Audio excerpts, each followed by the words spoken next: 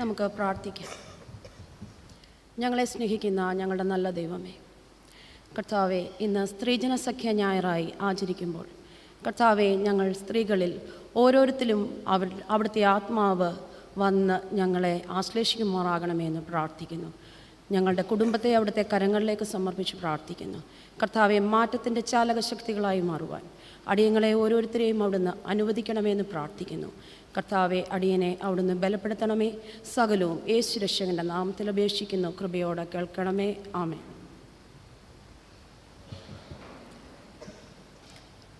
വിശുദ്ധ ലൂക്കോസ് എഴുതിയ സുവിശേഷം 1-ാം അധ്യായം 42-ാം വാക്യം. ലൂക്കോസ് 1:42. സ്ത്രീകളിൽ നീ അനുഗ്രഹിക്കപ്പെട്ടവൾ, സ്ത്രീകളിൽ നീ അനുഗ്രഹിക്കപ്പെട്ടവൾ. ഇന്ന് സ്ത്രീജന സഖ്യ ഞായറായി നാം ആചരിക്കുന്നു.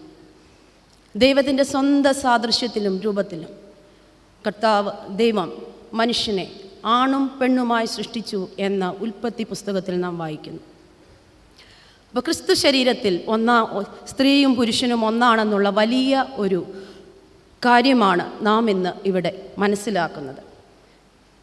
ദൈവരാജ്യ ദൗത്യ നിർവഹണത്തിനായി സ്ത്രീക്കും പുരുഷനും ഒരുപോലെ മുന്നോട്ട് വരുവാൻ സാധിക്കും എന്നതാണ് സ്ത്രീജന സഖ്യത്തിൻ്റെ രൂപീകരണത്തിന് തന്നെ കാരണമായി തീർന്നിരിക്കുന്നത്. സാക്ഷ്യം, സേവനം, പ്രാർത്ഥന, ഇതൊക്കെയാണ് സ്ത്രീജന സഖ്യത്തിൻ്റെ ഉദ്ദേശം തന്നെ.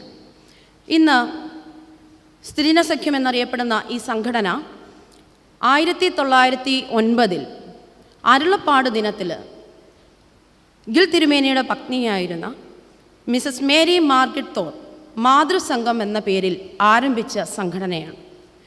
1948 CSI സഭ രൂപീകൃതമായപ്പോൾ അത് സ്ത്രീജന സഖ്യമായി മാറി. സ്ത്രീജന സഖ്യത്തിൻ്റെ പ്ലാറ്റിനം ജൂബിലി ആഘോഷിക്കുന്ന ഈ ഒരു അവസരത്തിൽ അതോടൊപ്പം കുടുംബപ്രിയവാദിനിയുടെ 125 വർഷവും ആശാഭവൻ്റെ 25 വർഷവും ആഘോഷിക്കുന്ന ഈ ഒരു സമയത്ത് എല്ലാവരുടെയും പ്രാർത്ഥനകളും അപേക്ഷിക്കുന്നു. അതോടൊപ്പം തന്നെ ഈ ജൂബിലികളെല്ലാം സമുചിതമായ ആചരിക്കുന്നതിന് ആവശ്യമായ കരുതലും ഉണ്ടാവണമേ എന്ന് പ്രാർത്ഥിക്കുന്നു. സ്ത്രീജന സഖ്യം നമ്മുടെ മഹായിടവകയായിട്ട് പലതരത്തിലുള്ള പ്രോജക്റ്റുകൾ ചെയ്യുന്നുണ്ട്. കോട്ടയം ബേക്കർ കോമ്പൗണ്ടിൽ പ്രവർത്തിക്കുന്ന ജുവൽ ബോക്സ് ഉണ്ട്, തബീധയുണ്ട്, സാരഫാത്തുണ്ട്, ബേബി ലാൻഡ് ഉണ്ട്, പിസ്ഗ, അഗപ്പെ, ആശാഭവൻ തുടങ്ങിയ പ്രോജക്റ്റുകൾ നടപ്പിലായി വരുന്നു. അതോടൊപ്പം തന്നെ പുതുതായി 2 പ്രോജക്റ്റുകൾ കൂടി ആരംഭിച്ചിരുന്നു. ഗാമോസ്, പാവപ്പെട്ട നിർധനരായ പെൺകുട്ടികൾക്ക് വിവാഹ സഹായ പദ്ധതി നൽകുന്ന ഗാമോസ് എന്ന പദ്ധതി. ഈ പദ്ധതിയിലൂടെ 2021 വർഷത്തിലാണ് ഇത് ആരംഭിച്ചത്. 21 നിർധനരായ പെൺകുട്ടികൾക്ക് വിവാഹ സഹായം നൽകാനായിട്ട് ഇതുവരെയും സാധിച്ചിട്ടുണ്ട്. അതുപോലെ ഏലയോസ് എന്ന് പറയുന്ന പദ്ധതി ക്യാൻസർ രോഗികൾക്കും അവരുടെ കീമോതെറാപ്പിക്ക്, കിഡ്നി പേഷ്യൻസിന് ഡയാലിസിസ് ചെയ്യുന്നതിന് അതിനാവശ്യമായ വൈദ്യസഹായം നൽകുന്നതിന് വേണ്ടിയുള്ള ഒരു പദ്ധതിയാണ്. സ്ത്രീജന സഖ്യത്തിൻ്റെ ഒരു പ്രോജക്റ്റായ തബീതയിൽ നിർമ്മിക്കുന്ന വസ്ത്രങ്ങൾ, അതിൻ്റെ വിൽപ്പനയിൽ നിന്ന് ലഭിക്കുന്ന ലാഭം കൊണ്ടാണ് അത് ഇങ്ങനെയുള്ള രോഗികൾക്ക് സഹായം നൽകുന്നത്. അപ്പോൾ തബീതയുടെ പ്രവർത്തനങ്ങളിൽ എല്ലാവരും ഭാഗഭാക്കുകളാകണമെന്ന് അപേക്ഷിക്കുകയും ചെയ്യുന്നു. നാം ഇന്നത്തെ അല്പസമയത്തെ ചിന്തയ്ക്കായിട്ട് നമുക്ക് തന്നിരിക്കുന്ന വിഷയം എന്ന് പറയുന്നത് സ്ത്രീകൾ മാറ്റത്തിൻ്റെ സ്രോതസ് എന്നതാണ്. സ്ത്രീകൾ മാറ്റത്തിൻ്റെ സ്രോതസ്. നമുക്കറിയാം, നമ്മുടെ ഒരു ഭാരതസഭയാണ്. ഭാരതത്തിൻ്റെ കാഴ്ചപ്പാടിൽ നിന്നുകൊണ്ട് നോക്കുമ്പോൾ നാം എത്തി നിൽക്കുന്നത് നമ്മുടെ വേദകാലത്തേക്കാണ്. മനുസ്മൃതിയിൽ മനു പറയുന്ന ഒരു കാര്യമുണ്ട്. കൗമാരത്തിൽ പിതാവ് സംരക്ഷിക്കണം, യൗവനത്തിൽ അത് ഭർത്താവിൻ്റെ സംരക്ഷണയിൽ ഉൾപ്പെടുന്നു സ്ത്രീ. വാർദ്ധക്യമാകുമ്പോൾ മകനാൽ സംരക്ഷിക്കപ്പെടുന്നു. അതിൻ്റെ 4ാമത്തെ വരിയിലാണ് നാം കിടന്ന് ചില കാര്യങ്ങൾ പ്രത്യേകം പറഞ്ഞു ഒതുക്കി വയ്ക്കുന്നത്. ന സ്ത്രീ സ്വാതന്ത്ര്യം അർഹതി. സ്ത്രീകൾ സ്വാതന്ത്ര്യം അർഹിക്കുന്നില്ല. നമ്മുടെ ഭാരതസഭ എടുത്തു നോക്കിയാൽ, അല്ലെങ്കിൽ ഭാരതത്തിൻ്റെ കാലഘട്ടങ്ങളിൽ ഓരോന്നും ഇങ്ങനെ സ്ത്രീകൾക്ക് സ്വാതന്ത്ര്യം കൊടുക്കാതിരുന്നു എന്ന് നമ്മൾ ഈ മനുസ്മൃതിയെ ഉദ്ധരിച്ചുകൊണ്ട് പറയുമ്പോൾ, അപ്പോഴും ഗാർഗിയെപ്പോലെ, അതിഥിയെപ്പോലെ വിശിഷ്ടരായ സ്ത്രീരത്നങ്ങൾ, വാഗ്മികളായ സ്ത്രീരത്നങ്ങൾ അവിടെ ഉണ്ടായിരുന്നു എന്നത് എടുത്തു പറയേണ്ടതാണ്.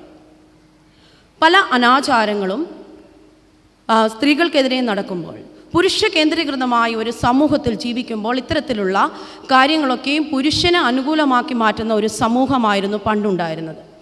എന്നാൽ അതിനൊക്കെയും ഒരു മാറ്റം സ്ത്രീകളുടെ നേതൃത്വത്തിൽ ഉണ്ടായിട്ടുണ്ട് എന്നത് എടുത്തു പറയേണ്ടവയാണ്. നമുക്കറിയാം, നാഗർകോവിൽ ആദ്യമായി സ്കൂൾ ആരംഭിച്ചത് 1819 അതൊരു സ്ത്രീയുടെ പ്രവർത്തന ഫലമായിരുന്നു. അതുപോലെ 1920 ആലപ്പുഴയിൽ പെൺകുട്ടികൾക്ക് വേണ്ടി ആൻ നോട്ടൺ ബോർഡിംഗ് സ്കൂൾ ആരംഭിച്ചു.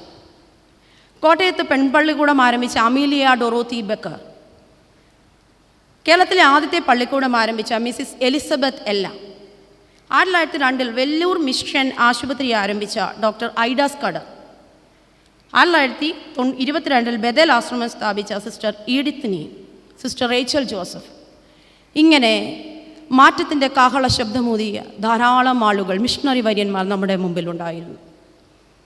നാം എടുത്തു പറയുന്ന ഒരു പേരാണ് മദർ തെരേസയുടെ.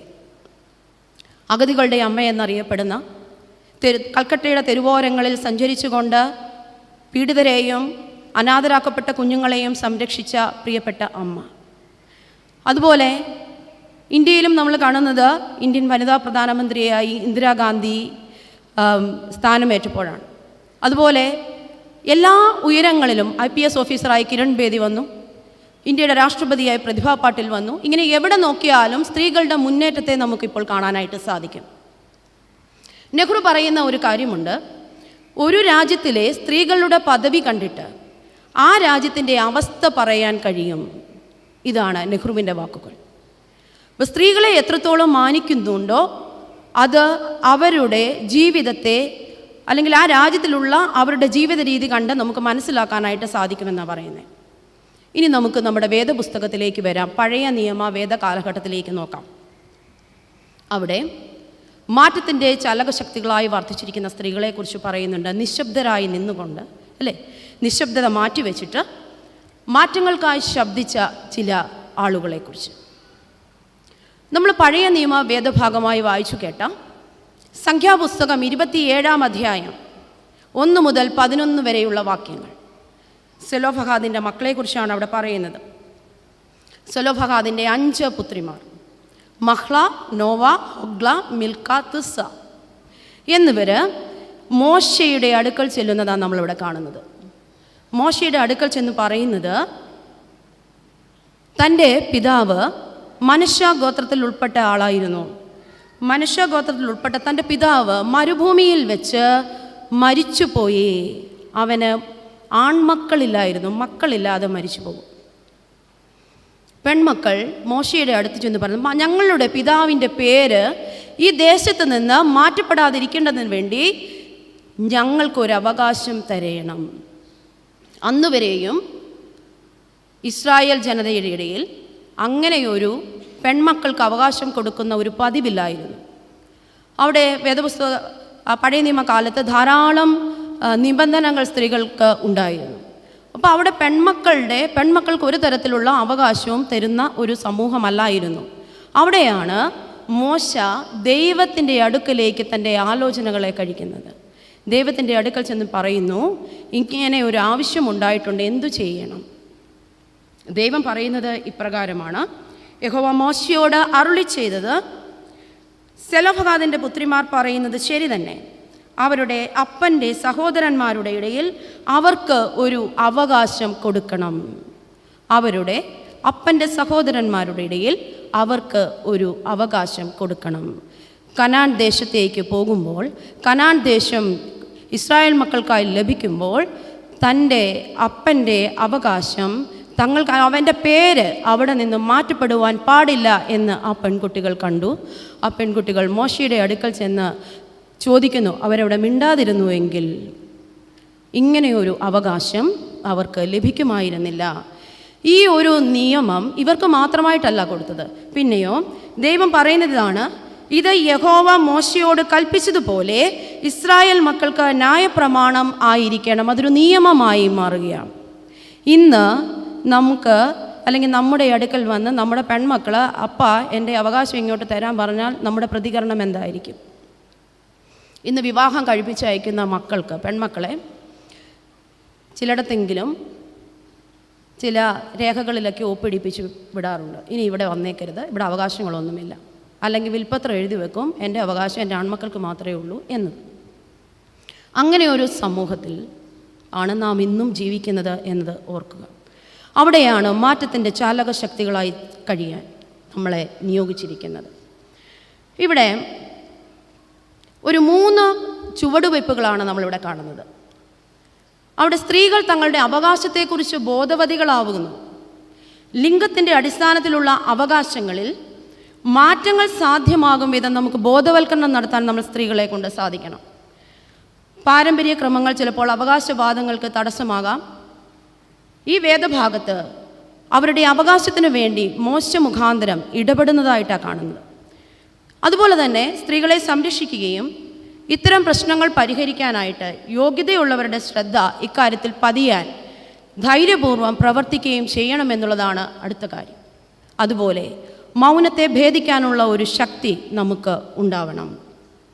അപ്പോസ്തല പ്രവൃത്തികൾ 10-ാം അധ്യായം 34-ാമത്തെ വാക്യത്തിൽ ഇപ്രകാരം പറയുന്നു: ദൈവത്തിന് മുഖപക്ഷമില്ല എന്നും ഏതു ജാതിയിലും അവനെ ഭയപ്പെട്ട് നീതി പ്രവർത്തിക്കുന്നവനെ അവൻ അംഗീകരിക്കുന്നു എന്നും ഇപ്പോൾ യഥാർത്ഥമായി ഗ്രഹിക്കുന്നു. ഉൽപ്പത്തി പുസ്തകം 1-ാം അധ്യായം 27-ാം വാക്യത്തിൽ പറയുന്നു: ആണും പെണ്ണുമായി അവരെ സൃഷ്ടിച്ചു. മനുഷ്യനെ സൃഷ്ടിച്ചപ്പോൾ ദൈവം മനുഷ്യനെ സൃഷ്ടിച്ചത് ആണും പെണ്ണുമായാണ്. അവിടെ ദൈവത്തിൻ്റെ ദൃഷ്ടിയിൽ ഒരു മുഖപക്ഷമില്ല, മുഖഭേദമില്ല. മുഖം നോക്കിയല്ല ദൈവം നീതി നടപ്പാക്കുന്നത്. ആണെന്നോ പെണ്ണെന്നോ ഉള്ള വ്യത്യാസം അവിടെയില്ല. ഈ ഒരു വ്യത്യാസമില്ലായ്മയാണ് നമ്മളെ മുമ്പോട്ട് ഭരിക്കേണ്ടത്. നമ്മൾ പലപ്പോഴും കേട്ടിട്ടുണ്ട്, നമ്മൾ ജീവിക്കുന്ന ഈ ഒരു സമൂഹത്തിൽ അല്ലേ, പല പഴഞ്ചൊല്ലുകൾ പോലും സ്ത്രീകൾക്കെതിരായിട്ടുള്ളത് അല്ലേ. പെൺവാക്ക് പിൻവാക്ക്, പെണ്ണരശു നാട്, പിടക്കോഴി കൂകുന്നു അല്ലേ. സ്ത്രീകൾ തങ്ങളുടെ അവകാശങ്ങൾക്കെതിരെ, തങ്ങളുടെ അസ്വാതന്ത്ര്യത്തിനെതിരെ അവകാശങ്ങൾക്കായി പോരാടുമ്പോൾ എപ്പോഴും മുമ്പിൽ നിൽക്കുന്നത് ഇത്തരത്തിലുള്ളൊരു വാക്യമാണ്.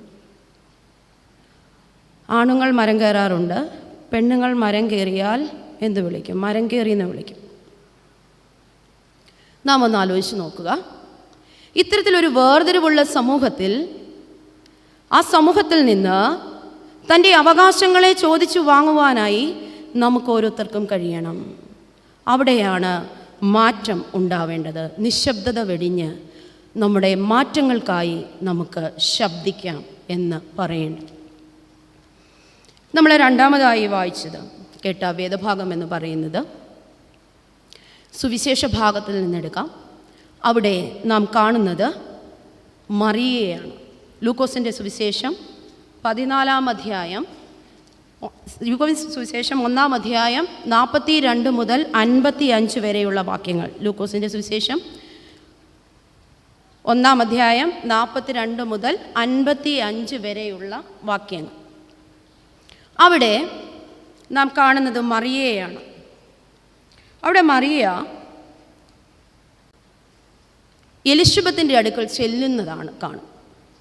അതിനു മുമ്പേ നമ്മൾ വായിക്കുന്നുണ്ട്, ഗബ്രിയേൽ ദൂതൻ മറിയയുടെ അടുക്കൽ ചെന്ന് പറയുന്നു: കൃപ ലഭിച്ചവളെ, നിനക്ക് വന്ദനം, കർത്താവ് നിന്നോട് കൂടെയുണ്ട്.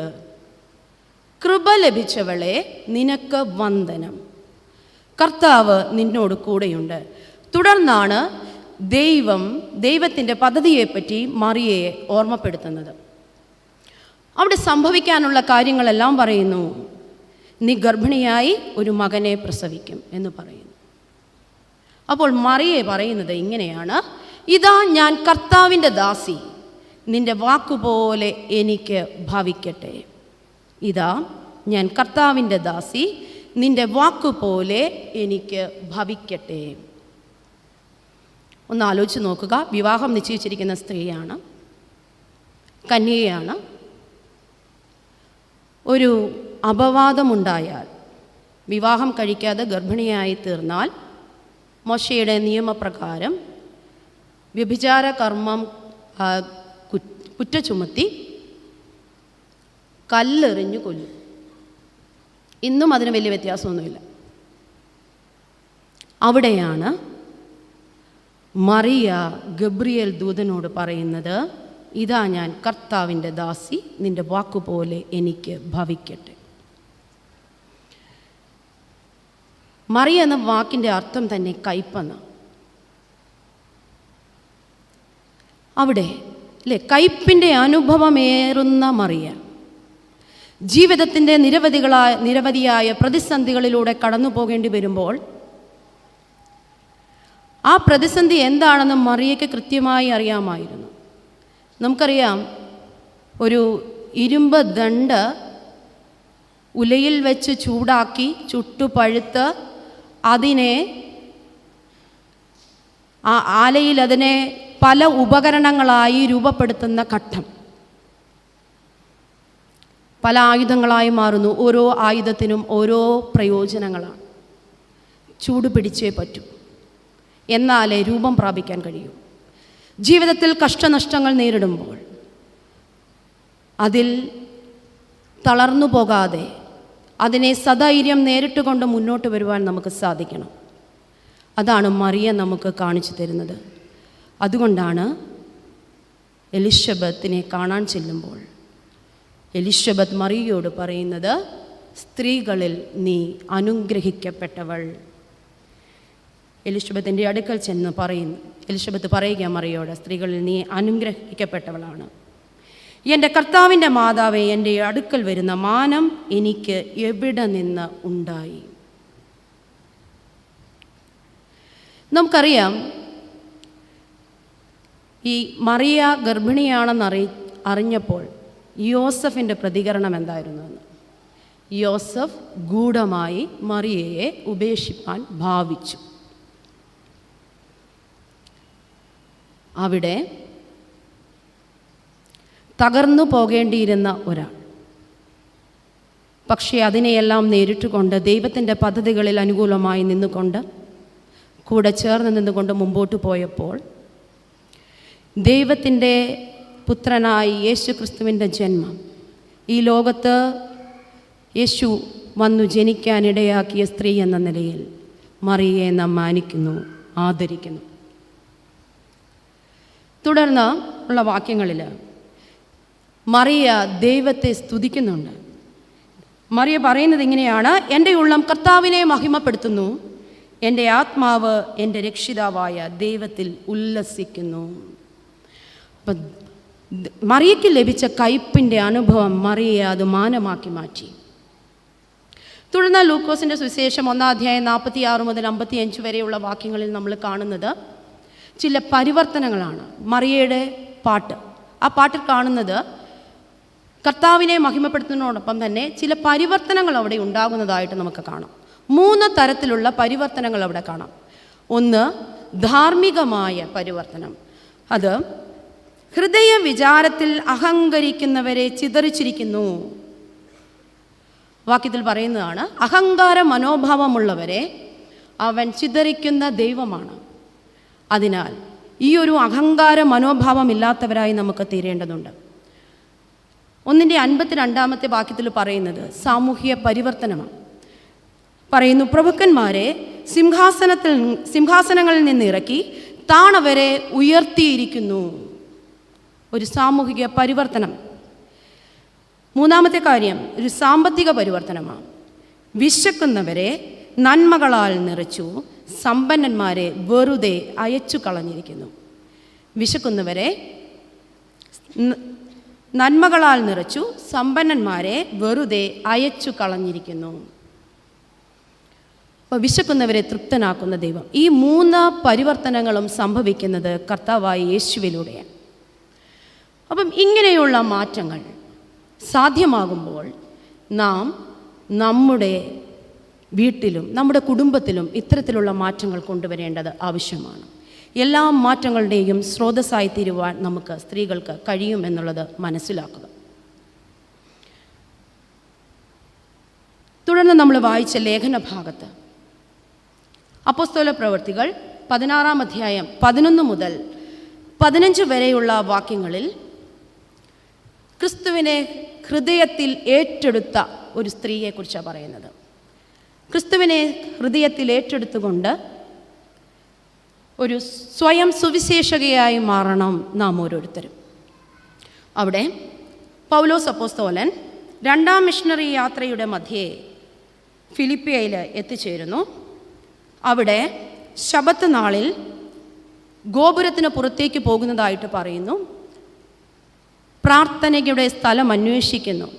അവിടെ പ്രാർത്ഥിക്കാൻ ചെല്ലുമ്പോൾ പുഴവക്കത്തിരുന്നു കൊണ്ട് പ്രാർത്ഥിക്കാൻ ചെല്ലുക. അവിടെ കുറേ ആളുകളുണ്ടായിരുന്നു, അവരോട് സംസാരിക്കുക. അവിടെയാണ് ലുദിയ എന്ന പെൺകുട്ടി ഉണ്ടായിരുന്നത്. ലുദിയ, രക്താംബരം വിൽക്കുന്ന ലുദിയ. ലുദിയ എന്ന വാക്കിൻ്റെ അർത്ഥം തന്നെ വഴങ്ങുന്നത് അഥവാ കീഴ്പ്പെടുന്നത് എന്ന അർത്ഥം. ലുദിയ അറിയപ്പെട്ടത് തന്നെ സ്വന്തം ദേശത്തിൻ്റെ പേരിലാണ്. ലുദിയ എന്ന ദേശം. അവിടെ തുയത്തേരിയ എന്ന് പറയുന്ന പട്ടണക്കാരിയായിരുന്നു ലുദിയ, രക്താംബരം വിൽക്കുന്ന ലുദിയ. അപ്പം അവിടെ വെച്ച് പൗലോസ് അപ്പോസ്തലൻ സംസാരിച്ചു കൊണ്ടിരിക്കുമ്പോൾ എങ്ങനെയാണ് ഇവിടെ പറയുന്നത്? ലുദിയ എന്നു പേരുള്ള ദൈവഭക്തയായ ഒരു സ്ത്രീ കേട്ടുകൊണ്ടിരുന്നു. പൗലോസ് സംസാരിച്ചത് ശ്രദ്ധിക്കേണ്ടതിന് കർത്താവ് അവളുടെ ഹൃദയം തുറന്നു. പൗലോസ് അപ്പോസ്തലൻ സംസാരിക്കുന്നത് ശ്രദ്ധിക്കേണ്ടതിന് അവളുടെ ഹൃദയം ദൈവം തുറന്നു. നമ്മുടെ ഓരോരുത്തരുടെയും ഹൃദയം തുറക്കേണ്ടത് ദൈവമാണ്. നമ്മൾ പല ഉപമകൾ കേട്ടിട്ടുണ്ട്. വചനം വിത്ത് വിതയ്ക്കാൻ പോയ അല്ലേ, വചനമാകുന്ന വിത്ത് വിതച്ച ഉപമയെ നമുക്കറിയാം. വഴിയരികെ വീണു, പാറയ്ക്ക് മുകളിൽ വീണു, മുള്ളിനിടയിൽ വീണു, ചിലത് അല്ലേ നല്ല നിലത്ത് വീണു.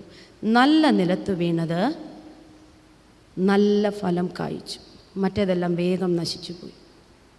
ഇവിടെയാണ് ലുദിയ എന്ന ആ സ്ത്രീയുടെ പ്രസക്തി. ദൈവം പറഞ്ഞ ദൈവത്തിൻ്റെ വാക്കുകൾ ശ്രദ്ധിക്കാൻ അല്ലേ, പൗലോസ് അപ്പോസ്തലനിലൂടെ വ്യാപരിക്കുന്ന യേശു ക്രിസ്തുവിൻ്റെ കൃപ ശ്രവിക്കാൻ ഹൃദയത്തെ തുറന്ന ദൈവം. ആ ഹൃദയം തുറന്ന വചനം കേട്ടതുകൊണ്ട് ലുദിയയും ലുദിയയുടെ കുടുംബവും ദൈവത്തിൽ വിശ്വസിച്ചു, കർത്താവിൽ വിശ്വസിച്ച് അവർ സ്നാനം കഴിച്ചു. അതായിരുന്നു പതിവ്. അവിടെ പറയുന്നു, അവളും കുടുംബവും സ്നാനമേറ്റ ശേഷം നിങ്ങൾ എന്നെ കർത്താവിൽ വിശ്വസ്ത എന്ന് എണ്ണിയിരിക്കുന്നുവെങ്കിൽ എൻ്റെ വീട്ടിൽ വന്ന് പാർപ്പീൻ എന്ന് നിർബന്ധിച്ചു. സ്നാനമേൽക്കുക മാത്രമല്ല പറയുന്നത്, കർത്താവിൽ ഞാൻ വിശ്വസ്ത എന്ന് നിങ്ങൾ കണക്കിടുന്നുവെങ്കിൽ എൻ്റെ വീട്ടിൽ വന്ന് താമസിക്കണം. അവിടെ അവരെ കരുതുന്ന ദൈവഭക്തന്മാരെ കരുതുന്ന ലുദി, ഹൃദയം തുറന്നു കൊടുക്കുന്ന, ദൈവത്തിൻ്റെ വചനം കേൾക്കാനായി ഹൃദയം തുറന്നു കൊടുക്കുന്ന ലുദി. ഇവിടെ എല്ലാം മാറ്റത്തിൻ്റെ സാന്നിധ്യമാണ് നമ്മൾ മനസ്സിലാക്കുന്നത്. യേശുക്രിസ്തുവിൻ്റെ ശുശ്രൂഷയിൽ ധാരാളം സ്ത്രീകൾ ദൈവരാജ്യത്തിൻ്റെ കെട്ടുപണിക്കായിട്ട് ഉപയോഗിക്കപ്പെട്ടതായിട്ട് നമുക്ക് കാണാം. കർത്താവ് ഉയർത്തെഴുന്നേറ്റു എന്ന വിവരം ആദ്യം ശിഷ്യന്മാരെ അറിയിക്കുന്നത് സ്ത്രീകളാണ്. അവിടെ നിന്ന് സുവിശേഷിപ്പാൻ തുടങ്ങുന്നു. നമുക്കറിയാം, പഴയ നിയമകാലത്ത് ന്യായപാലനം ചെയ്ത, ഇസ്രായേലിൽ ന്യായപാലനം നടത്തിയ ദെബോറയെക്കുറിച്ച്, ആവശ്യമുള്ള കാലത്ത് യഹൂദന്മാരുടെ വീണ്ടെടുപ്പിനായി ശ്രമിച്ച എസ്തേർ രാജ്ഞിയെക്കുറിച്ച്, അതുപോലെ അമ്മയെ സംരക്ഷിച്ചു കൊണ്ട് കൂടെ പോന്ന രൂത്തിനെക്കുറിച്ച്, ഇങ്ങനെ എത്രയോ സ്ത്രീകൾ തങ്ങളുടെ പ്രവർത്തനം കൊണ്ട് മറ്റുള്ളവർക്ക് മാതൃകയായി മാറി. ലേഖനഭാഗത്ത് ധാരാളം സ്ത്രീകളെക്കുറിച്ച് പറയുന്നുണ്ട്. പ്രിസ്ക, യുനിയാവ്, സഹോദരി മറിയ, പെർസിസ്, റൂഫസിൻ്റെ അമ്മ, യുവോദ്യ, സുന്ദുക, ഇങ്ങനെ എത്രയോ അധികം സ്ത്രീകൾ. യേശുവിൻ്റെ ശുശ്രൂഷ വേളയിൽ യേശു ചെല്ലുന്ന ശമരിയ പട്ടണം, സുഖാർ എന്ന ശമരിയ പട്ടണത്തിൽ വെള്ളം കോരുവാൻ എത്തിച്ചേർന്ന ശമരിയക്കാരത്തി സ്ത്രീ. ശമരിയക്കാരത്തിയോട് യേശു ചോദിക്കുന്നു, എനിക്ക് കുടിക്കാൻ വെള്ളം തരുമോ, ദാഹജലം തരുമോ? ശമരിയക്കാരത്തി പറയുന്നത്, അല്ലേ, യഹൂദന്മാർക്കും ഞങ്ങൾക്കും തമ്മിൽ എന്ത്, അല്ലേ, അവർ തമ്മിൽ യാതൊരു ബന്ധവുമില്ല, നീ എന്നോട് കുടിപ്പാൻ ചോദിക്കുന്നത് എന്ത്? അപ്പോൾ യേശു ശമരിയക്കാരത്തി സ്ത്രീയോട് പറയുന്നത്, ഞാൻ നിനക്ക് ജീവൻ്റെ ജലം നൽകും, ഒരിക്കലും വറ്റിപ്പോകാത്ത ജീവൻ്റെ ജലം. ശമരിയക്കാരത്തി സംശയിക്കുക, എന്നാൽ പിന്നെ ഇനി എന്നും വന്ന് വെള്ളം കോരണ്ടല്ലോ. അപ്പോൾ യേശു ശമരിയക്കാരത്തി സ്ത്രീയോട് തൻ്റെ സുവിശേഷം അറിയിക്കുന്നു. അവൾ ചെയ്ത പ്രവർത്തികളൊക്കെയും അവളുടെ മുൻകാല ചരിത്രമൊക്കെയും ശമരിയക്കാരത്തിയോട് പറയുന്നു. ശമരിയക്കാരത്തി യേശുവിൻ്റെ സുവിശേഷം കേട്ട് പാത്രം കിണറ്റിൻകരയിൽ വെച്ച് പോകുന്നത് തൻ്റെ പട്ടണത്തിലേക്ക്, തൻ്റെ സ്വന്തം ജനങ്ങളുടെ അടുത്തേക്ക്. അവരോട് പറയുന്നു, ഞാൻ മശിഹായെ കണ്ടു, അല്ലേ, ഞാൻ യേശുവിനെ കണ്ടിരിക്കുന്നു, എന്നോട് ഞാൻ ചെയ്ത കാര്യങ്ങളൊക്കെയും എന്നോട് അറിയിച്ച ഒരാളുണ്ട് അവിടെ. അവരുടെ അടുക്കൽ ചെന്ന് സാക്ഷ്യം പറയുക യേശുവിനെക്കുറിച്ച്. അവർ സാക്ഷ്യം പറഞ്ഞ വാക്ക് നിമിത്തം ആ പട്ടണത്തിലുള്ളവരെല്ലാം വിശ്വസിക്കുക. ഇങ്ങനെയാണ് അവിടെ എഴുതിയിരിക്കുന്നത്, സ്ത്രീ സാക്ഷ്യം പറഞ്ഞ വാക്കു നിമിത്തം ആ പട്ടണത്തിലെ ശമരിയക്കാരും യേശുവിൽ വിശ്വസിച്ചു. സ്ത്രീയുടെ സാക്ഷ്യം നിമിത്തം ആ പട്ടണത്തിലുള്ള ശമരിയക്കാരും യേശുവിൽ വിശ്വസിക്കുന്നതായിട്ട് കാണും. സ്ത്രീ പറഞ്ഞ സാക്ഷ്യം നിമിത്തം. ഇതാണ് ക്രിസ്തുവിൻ്റെ മുമ്പിൽ നമ്മുടെ സാക്ഷ്യം. ജീവിക്കുന്ന സാക്ഷികളായി തീരുവാൻ നമുക്ക് ഓരോരുത്തർക്കും കഴിയണം. ഇവിടെ ഇനി നമ്മുടെ കുടുംബത്തിലേക്ക് ഒന്ന് എത്തി നോക്കുക. ഈ പറയുന്ന ആണും പെണ്ണും എന്നുള്ള ആ ഒരു സമത്വം നമ്മുടെ കുടുംബത്തിലുണ്ട്. പെൺമക്കൾക്ക് പലതും നമ്മൾ പറഞ്ഞു കൊടുക്കും. വേറൊരു കുടുംബത്തിൽ ചെന്നാൽ എന്തെല്ലാം കാര്യങ്ങൾ ചെയ്യണമെന്ന് ആൺമക്കളോട് എത്ര മാതാപിതാക്കൾ പറഞ്ഞു കൊടുക്കും. നിൻ്റെ ഭാര്യയായി വരുന്ന പെൺകുട്ടിയോട് നീ എങ്ങനെ പെരുമാറണമെന്ന്. പലപ്പോഴും പുരുഷ കേന്ദ്രീകൃതമായ ഒരു ജീവിതത്തിൽ നാം പലപ്പോഴും മറന്നു പോകുന്ന ഒരു കാര്യമാണ്. സ്ത്രീക്കും പുരുഷനും തുല്യ അവകാശം. പുരുഷൻ കുടുംബനാഥനാവുമ്പോൾ സ്ത്രീ കുടുംബനാഥയായി മാറുന്നു.